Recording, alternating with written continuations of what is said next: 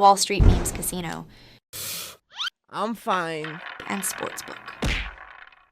This is Joe Pugh for IFLTV. We're here at the Co-op Live to officially announce Jack Catterall versus Regis Prograis. Delighted to be joined by the man himself, Regis. I know you're tired. It's been a long day of filming, so I appreciate you giving me a bit of your time.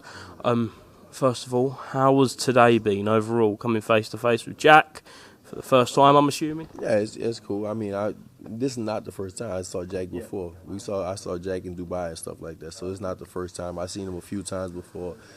Filming been long, but you know we're close to the end, so I'm happy about that. A lot of respect between the two of you? Yeah, I think so. Yeah, we're not doing that. He came in with his girl and his kid and his team and stuff. He came, said what's up. Sam came, say what's up. They shook hands. Yeah, it's cool. It's respectful right now. Right now, this fight wasn't really rumoured before. Obviously, in the boxing world, we hear rumoured fights before they get made. I know Arnold Barboza Jr.'s name was being mentioned for Jack. So, from your perspective, when and why did this fight come about? Well, they offered me first. They offered me that first, and then I think what I understand, they was going to try to give it to Barboza. And my route, I wanted Matias. That's the fight I wanted. I was trying to get the Matias fight, and it didn't happen. And then I wanted the power, because for me, I want to be a 3-time champion. That's my goal. And they said, no, you're not going to get that fight. So Jack is, for me, I think Jack is the biggest name without a belt. He is the biggest name right now without a belt. So that's why we're doing this fight right now. Do you believe this is the best fight in the division that can be made that isn't for a world title? Yes, that's what I'm saying. Exactly. It's a big fight for me, and it's a big fight for him. You know, right now it is. It's the biggest fight they can make right now without a title being on the line. So even some people with titles, this is still a bigger fight than that. So yeah, this is one of the best fights they can make. I've got to ask you about what you've made of his last performance against Josh Taylor. Obviously, the opponent you know very well from what was nearly 5 years ago now, which time flies very, very fast. But yeah, what did you make of that rematch?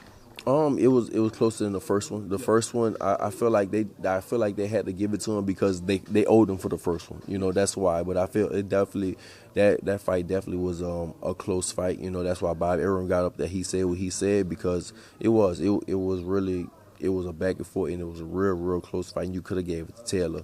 But I feel like they gave it to Jack because it's like they owed him from the first fight. Do you think Jack Catterall is a world-class 140-pounder? No. Why not? Because of the resume. You know, you have to have a resume. You have to have a better resume. You know, I think for me, it's just he beat Taylor. That's it, in a close fight. You know, that's the only thing he did. So no, I don't. For me, I don't see it. No.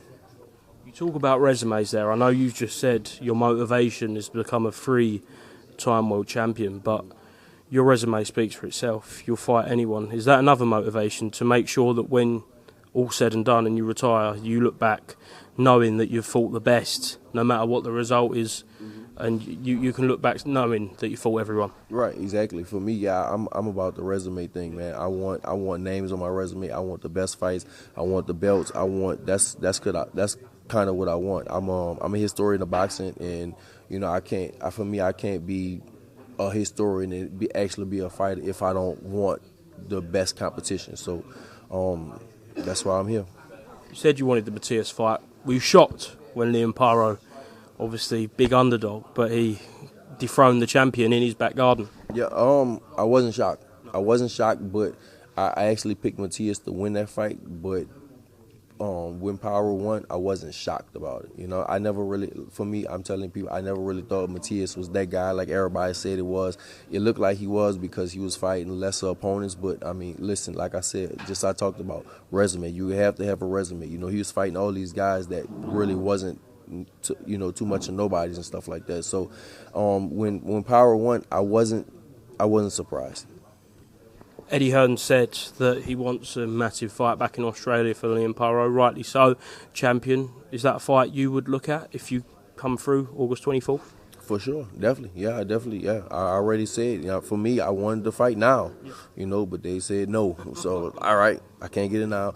Give me Jack, and then, after that, we'll see what happens. I want to go back to the Devin Haney fight. In your mind, what went wrong that night? I feel like, maybe they kind of got my head a little bit, and I just didn't be me, and then camp, I think maybe I had too long of a camp also. I did usually, like, the thing is, man, I want to win so bad, and usually when you want to win so bad, you do things that you never did. And so for me, starting off with that, like I do a 6 to 8 week camp. I did like a 4-month camp, and so it was way too long. I was sparring, I just think I just did way too long, and that's it. Do you think fighters overtrain for these big fights nowadays?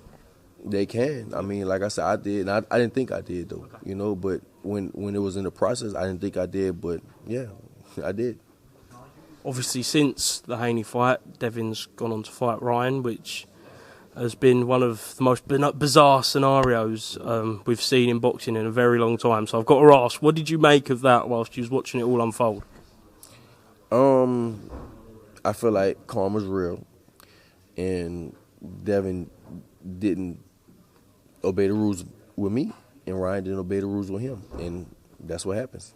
That's it. Do you think the right outcomes happened? Obviously, it's unfolded, no contest. Ryan Garcia's got a year ban.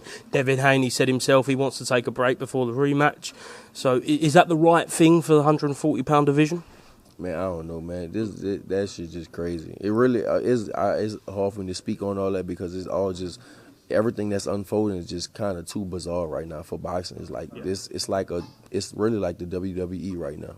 What's going on. So I don't know, man. It's hard for me to speak on that right now. I got to focus on that dude over there. I want to ask you about Teofimo Lopez's performance over the past weekend. What did you make of it?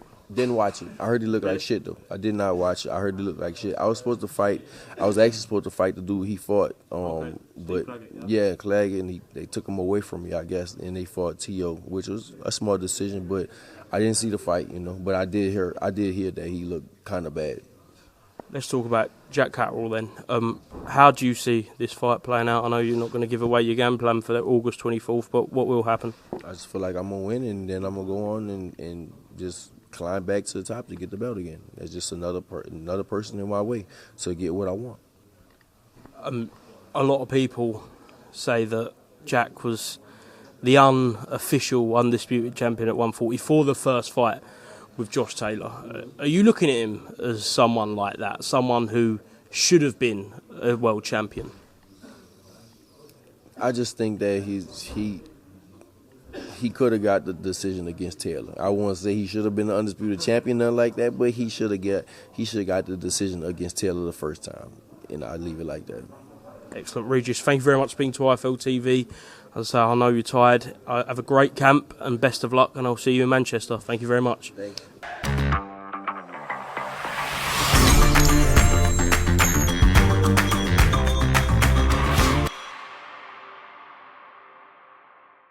Wall Street Memes Casino I'm fine. and Sportsbook.